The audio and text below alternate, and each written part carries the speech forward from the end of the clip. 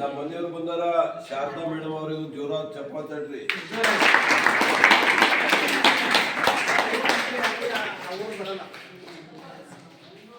ನಾವು ಇದೇ ಮಠದಲ್ಲಿ ನಿಮ್ಮನ್ನು ವಿದ್ಯಾರ್ಥಿಯಾಗಿ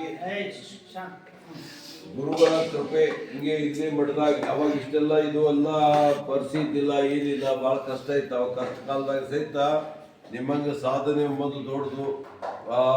ಒಳ್ಳೆ ಈಗ ನಿಮ್ಗೆಲ್ಲ ಒಳ್ಳೆ ವ್ಯವಸ್ಥೆ ಅದ.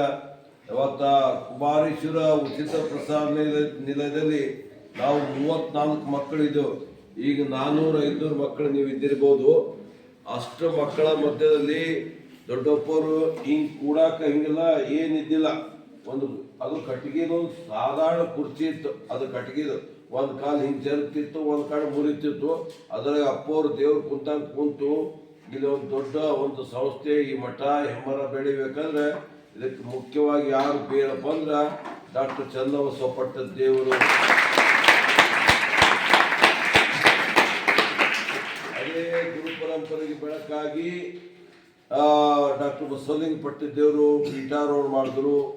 ಬಸವಲಿಂಗ ಪಟ್ಟದೇವರು ಏನು ಮಾಡಿದ್ರು ಅಂದ್ರೆ ಇವರು ಹಾಕಿದ ಅಡಿಪಾಯಕ್ಕೆ ಒಂದು ಶಿಖರ, ಒಂದು ಕಟ್ಟಡ ನಿರ್ಮಾಣ ಮಾಡೋದು. ಬರೀ ಗೋಡೆ ಕಟ್ಟಡ ಅಲ್ಲ, ದೊಡ್ಡ ಶಿಕ್ಷಣ ಸಂಸ್ಥೆ ಹಿರೇಮಠ ಸಂಸ್ಥಾನ ವಿದ್ಯಾಪೀಠ.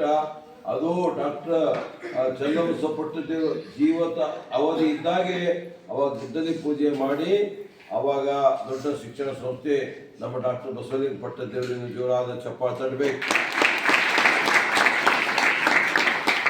ಎಲ್ಲ ಕಟ್ಟಡ ಆದ್ಮೇಲೆ ಒಂದು ಕಿರೀಟ ಇಡಬೇಕಲ್ಲ. ಕಿರೀಟ ಆಗ ಯಾರು ಅಂದ್ರೆ ಗುರು ಬಸವ ಪಟ್ಟದೇವರು ಪೀಠಾರೋಹಣಕ್ಕ ಪಟ್ಟಾಧಿಕಾರ ಆಯಿತು. ಅದೇ ರೀತಿಯಿಂದ ಅಂದು ಚನ್ನಬಸವ ಪಟ್ಟದೇವರು ಇಲ್ಲಿ ಹಂಗ ಶಿಕ್ಷಣ ಸಂಸ್ಥೆ ನಿರ್ಮಾಣ ಮಾಡಿದ್ರು. ಮಾತಾಜಿಯವರು ಕೂಡ ಶಿಕ್ಷಣ ಸಂಸ್ಥೆ ಅದರೊಳ ಡಾಕ್ಟರ್ ಚನ್ನಬಸವ ಪಟ್ಟದೇವರ ಆಶೀರ್ವಾದದೊಂದಿಗೆ ಅವರ ಗೌರವಾಧ್ಯಕ್ಷದಲ್ಲಿ 1983ನೇ ಇಸ್ವಿಯಲ್ಲಿ ಇಲ್ಲಿ ಶಿಕ್ಷಣ ಸಂಸ್ಥೆ ಇದ್ದಿಲ್ಲ, ಬರೀ ಪ್ರಸಾದ ನಿಲಯ ಇತ್ತು.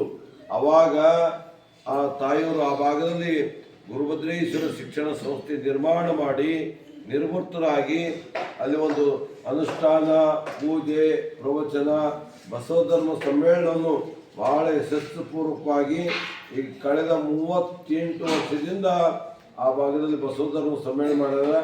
ಈಗ ಒಂದು ಪೂರ್ವ ಹಿಡ್ಕೊಂಡು 1ನೇ ದಿನ 10ನೇ ತರಗತಿ ತನಕ ಆ ಶಾಲೆ ಈಗ ಅನುದಾನಿತ ಆಗಿ ಸುಮಾರು ಈಗ 15 ವರ್ಷ ಪಾದಾರ್ಪಣೆ ಮಾಡಿದೆ.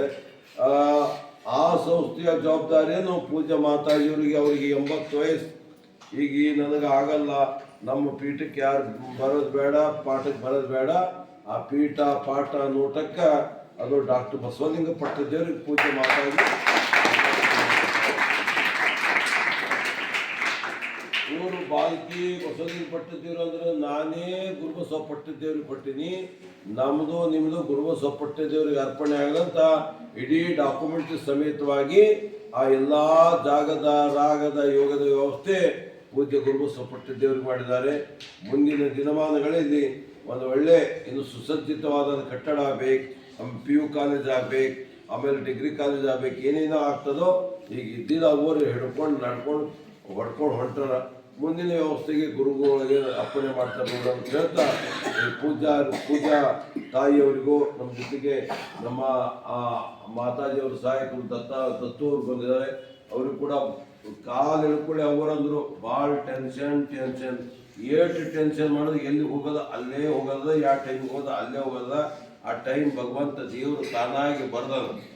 ಅಟಟಿ ಒಳಗೆ ಕೂಸು ಹೊಟ್ಟೆಗಿದ್ದಾಗ ಅಟಟಿ ಅದ. ನಾನು ಎಲ್ಲ ಕಡೆ ಅಟಟಿ ಇಟ್ಕೊಂಡು ಹೋಗ್ತೀನಿ, ಆದ್ರೆ ನನ್ನಿಂದ ಏನು ಮಾಡ್ಲಿಕ್ಕಾಗಿ ನಾವು ಹೋಗಂಗೆ ಹೋಗ್ತೀನಿ, ಮಾಡಂಗೆ ಮಾಡ್ತೀನಿ, ನಗಂಗೆ ನಗಿಸ್ತೀನಿ. ಯಪ್ಪ ರಾತ್ರಿ ಹುಚ್ಚಕ್ಕೆ ಹೋಗಿದೆ ನಿಮ್ಮೂರಿಗೆ ಶರಣಬಸಪ್ಪನ ಪುರಾಣ ಚಾಲು ಆಗ್ಯದ. ಅಲ್ಲಿ ಬಾಜು ಬೋರಬ್ಬಿದಾಗ ನಾನು ನಗಿಸೋದು ನೋಡಿ ಪುರಾಣ ಬಿಟ್ಟು ನಮ್ಮ ಕಡೆ ಬಂದು ನಕ್ಕೋತ್ ಕುಂತು ಮಂದಿ ನಮ್ಮೂರಿಗೆ ಬರ್ರಿ ಹುಚ್ಚಕ್ಕೆ ನಾನು ಸ್ವಚ್ಛ ಆಗಿಲ್ಲಪ್ಪ, ನೀವು ಸ್ವಚ್ಛ ಆದಾಗ ನಾ ಸ್ವಚ್ಛ ಆದಾಗ ಹುಚ್ಚ ಆದಾಗ ನಿಮ್ಮ ಇಚ್ಛೆ ಇದ್ರೆ ನಿಮ್ಮ ಡೇಟಿಗೆ ರೇಟ್ ಇದ್ರೆ ನಾ ಬರ್ತೀನಿ ಅಂತ ಹೇಳಿದೆ. ನಾವು ಶಾಂತ ಸಭೆ ಕೂಡಿ ಬೆಳೆದವ್ರು, ಅವರು ಈ ಮಠದಾಗ ಉಳಿದವ್ರು ಮತ್ತು ಕಾರ್ಯದರ್ಶಿ ಆದರೂ ಸೇವಾ ಮಾಡೋದು ಈಗ ನೋಡಿ ಎಲ್ಲ ಕಡೆ ಪ್ರೀತಿಯಿಂದ ಬೆಳಕು ಒಂದೇ ಕಾರಣ ಗುರು ಸೇವಾ ಗುರುನಿಷ್ಠ. ಬಾಬು ಬಾಬು ಅಂತ ಕರಿತೀವಿ, ಬಾಬು ಸರ್ ಈಗ ಅವ್ರ ಹೆಡ್ ಮಾಸ್ಟರ್. ಇಷ್ಟೆಲ್ಲ ಮಕ್ಕಳಿಗೆ ನಮ್ಗೆ ಅನಿಸ್ತೀರಿ, ಅಪ್ಪರಿಗೆ ಅನಿಸ್ತೀರಿ ಬಿಡ್ತು ಬಾಬು ಸರ್ ಅನ್ನೋದು ಪಟ್ಟೆ ಬಂದು ಕೊಡ್ತೀರಿ. ಅದೇ ಹೇಳಿದ ಸಣ್ಣಪ್ಪರಿಗೆ ಜವಾಬ್ದಾರಿ, ಅವ್ರ ಹೆಡ್ ಮಾಸ್ಟರ್ ಎಷ್ಟು ಸರಳತೆ ಎಲ್ಲ ಜವಾಬ್ದಾರಿ. ಬರೀ ಪೇಮೆಂಟಿಗಾಗಲ್ಲ, ಯಾವುದು ಗೌರ್ಮೆಂಟಿಗಾಗಲ್ಲ, ಅವ್ರು ಪರ್ಮನೆಂಟಿಗೆ ಹೆಡ್ ಮಾಸ್ಟರ್. ಜೋರಾದ ಚಪ್ಪಾಳೆ.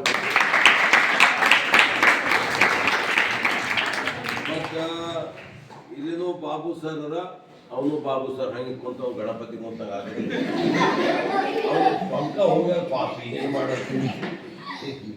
ಅವ ಸೇವಾ ಮಾಡಿ ಅವ ಹೆಡ್ ಮಾಸ್ಟರ್ ಆಗಿಲ್ಲ. ಆದ್ರ ಹೆಡ್ ಸೇವಕ್ಕಾಗಿ ಅಂತ ಜೋರಾದ ಚಪ್ಪಾಳೆ ತಡ್ರಿ. ಗುರು ಸೇವಾ ಮಾಡುವುದು ಆಯ್ತು. ಅಪ್ಪಣೆ ಆಗ್ಯದಂತ ಅಪ್ಪಂದು ಶರಣು ಅಲ್ಲಿ ಶರಣು ನವಲಿಂಗಣ್ಣನವರಿಗೆ ಅನಂತ ಧನ್ಯವಾದಗಳನ್ನು ಜೋರಾಗಿ ಚಪ್ಪಾಳೆ